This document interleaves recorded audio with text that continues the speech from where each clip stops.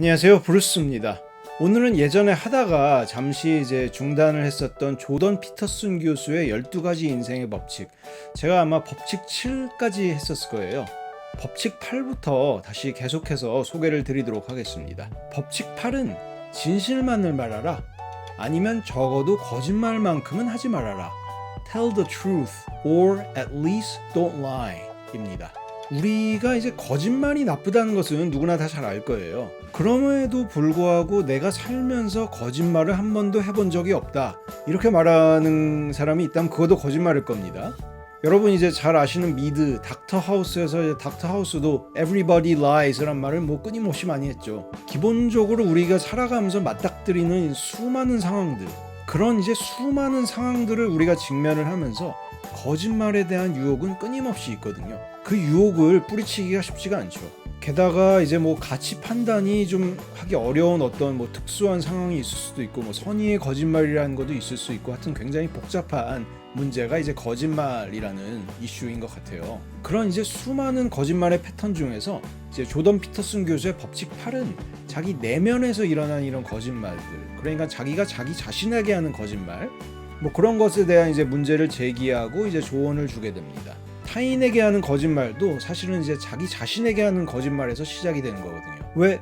가장 속이기 어려운 것도 자신이고 가장 속이기 쉬운 것도 자신이다 라는 말도 있죠. 이거는 사실 피터슨 교수가 굉장히 좋아하는 칼 구스타프 융, 융의 심리학과도 연관이 되는 것 같은데, 피터슨 교수가 언젠가는 굉장히 강박적인 충동에 시달린 적이 있었다고 해요.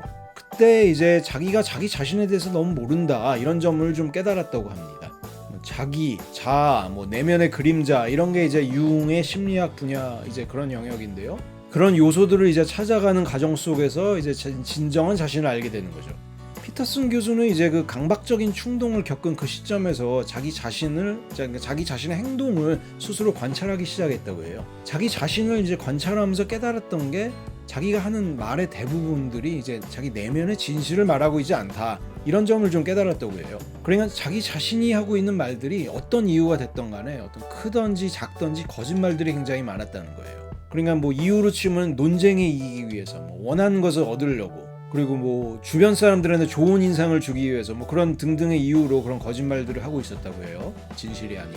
그러면서 또 깨달았던 게 자기가 실제 세상을 잘 받아들이지 못하고 있다, 그리고 세상을 비틀고 왜곡해가지고, 그리고 어떤 거짓말을 통해서 합리화를 시켜가면서 세상을 바라보고 있다, 이런 점도 깨달았다고 해요.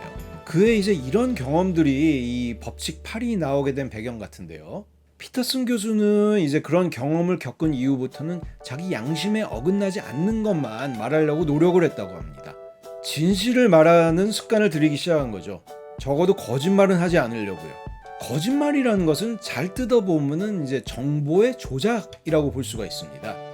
무엇을 얘기할 때 어떤 진실, 실제 생각, 현실에 기반해서 얘기한 게 아니라 자기 자신의 욕망을 이루기 위해서 자기 생각을 뒤틀리고 왜곡해서 얘기하는 어떤 일종의 정보의 조작인 거죠. 예를 들어서 원하는 것을 얻어내려고 하는 아부성 발언들, 진심 아니죠. 이것도 정보의 조작이라고 볼 수 있지 않겠어요? 큰 거짓말이라고 보긴 뭐하지만, 대학생이 자기 생각이 아니라 교수한테 잘 보이려고 보고서를 그 교수의 입맛에 맞게 쓰는 거, 이것도 사실은 진실이 아닌 거죠. 정보의 조작이죠. 아주 큰 잘못으로 보이지는 않을 수가 있는데요. 어쨌든 이게 조작이라는 사실에는 변함이 없습니다. 사실 어떤 진실을 말하는 것보다 자기 편의에 따라서 손쉽게 조작을 하는 게 어떻게 보면 쉬운 삶일 수 있어요. 쉬운 삶이다 보니까 그런 삶에 유혹을 느끼게 되고, 한 번, 두 번 조작을 하다가 이게 습관이 돼버리는 경우도 생기겠죠.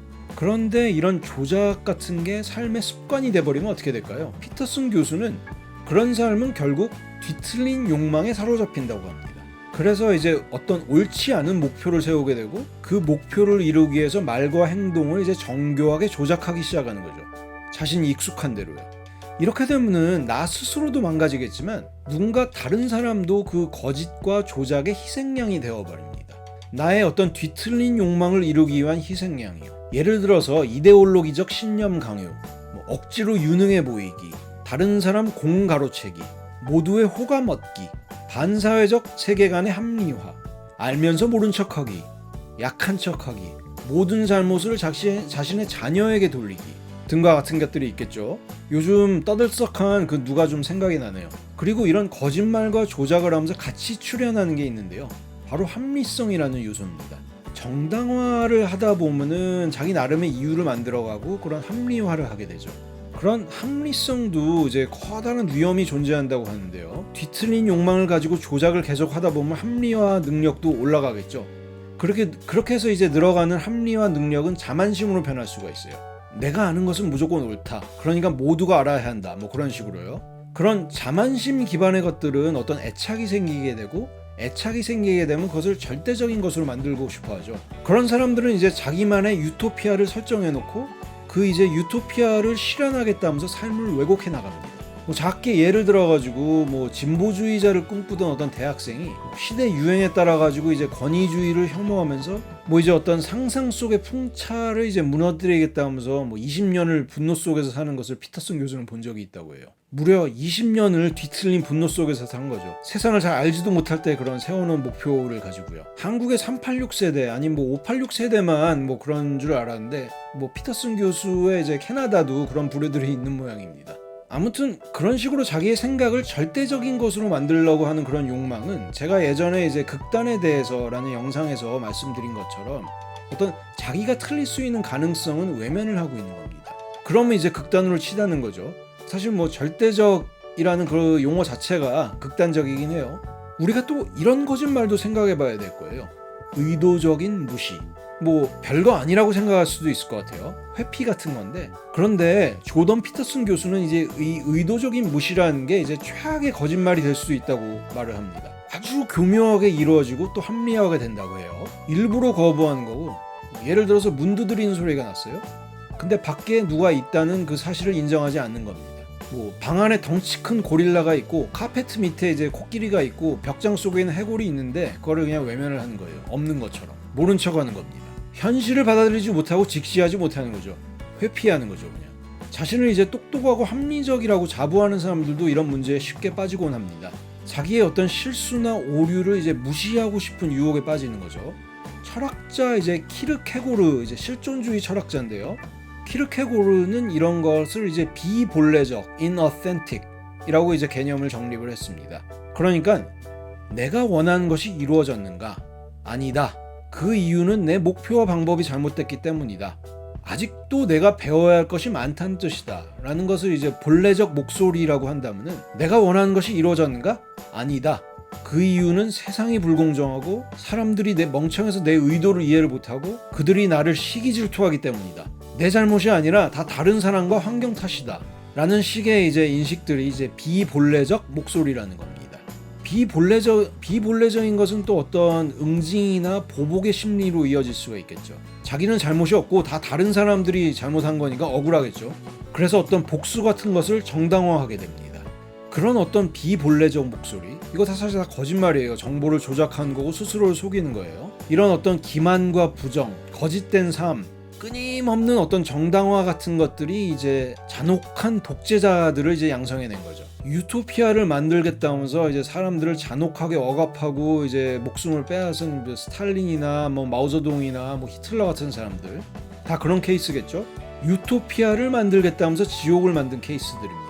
이런 사람들은 합리, 이성 이런 거 되게 많이 따졌어요. 이성이라는 것은 근데 특징이 자기 자신과의 사랑에 빠진다고 피터슨 교수는 말합니다. 그리고 이성은 자기 자신이 배출해낸 것, 그러니까 자기가 이성 스스로가 만들어낸 것에 또 사랑에 빠진다고 말을 해요. 그러니까 그것을 이제 드높이고 숭배를 하게 되죠. 사실은 이런 합리나 이성 같은 것도 한계가 있는데 말이에요. 우리가 틀릴 가능성에 열려 있어야 되고 현실을 부정하고 왜곡하는 습관이 들어서는 안 될 겁니다. 그런 삶은 이제 결국 자신이 무너져 내리거나 타인을 희생하는 삶이 될 수가 있어요. 현실을 두려워해서는 안 되고 직시해야 할 것입니다. 왜곡된 현실에 의존을 해서는 안 될 것입니다. 삶은 워낙에 비극이고 힘들고 모집니다.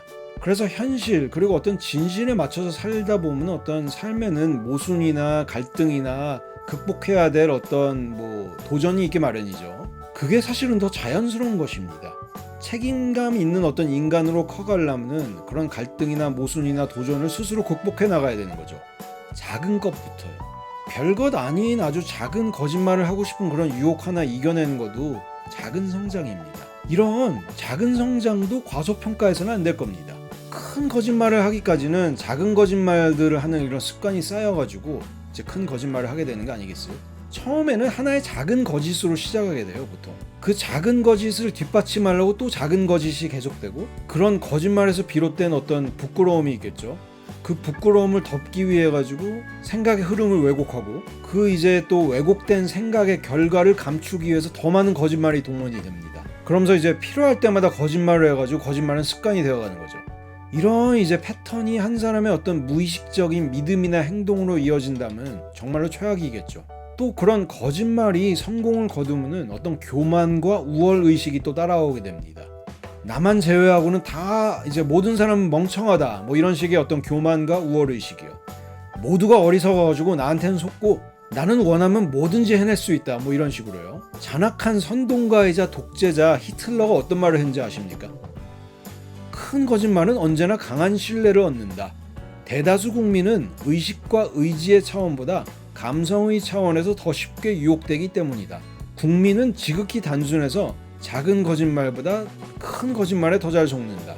그들은 사소한 것들에 대한 작은 거짓말은 번질나게 해대지만 큰 거짓말은 차마 하지 못한다. 그들 자신이 거대한 거짓을 조작할 생각을 꿈도 꾸지 못하기 때문에 다른 사람들이 진실을 터무니없이 왜곡할 것이라고 생각하지 않는다. 큰 거짓말이 거짓으로 입증되더라도 그들은 여전히 현실을 받아들이지 못하고 다른 이유가 있으리라 생각한다. 그 이번 신임 그 장관, 그 사람이 좀 이런 스타일 같습니다. 그 수많은 크고 작은 거짓말을 해놓고 뭐 이제 와서 사법개혁이 필요하며 이제 그거에 적임자는 나고 내가 책임지고 해내겠다 라면서 이제 큰 거짓말을 떠들어대고 있는 그 사람 인중에 사실 이 코수염이 숨어있는 게 아닌가 싶은 생각이 들어요. 우리 자신에게는 이제 이런 식의 습관이 만들어지도록 방치해서는 안 될 겁니다. 피터슨 교수의 이제 법칙 8처럼 진실만을 말하고 적어도 거짓말만큼은 하지 않도록 스스로가 경계하고 노력해야 될 것입니다. 쉬운 길, 편의 그런 거 너무 좋아하면 안 됩니다. 그리고 작은 성장, 그리고 작은 타락 이런 것도 무시해서는 안 됩니다. 작은 성장이 쌓여서 큰 성장이 되는 거고 작은 타락이 쌓여가지고 큰 타락이 되는 겁니다. 양심에 맞게 정직하게 삽시다. 세상을 직시합시다. 현실을 부정하지 맙시다. 정말 제가 진심 바라는 바입니다. 법칙 8 도움이 되셨나요, 여러분? 오늘 영상은 이 정도로 마무리를 하도록 하겠습니다. 시청해주셔서 감사합니다.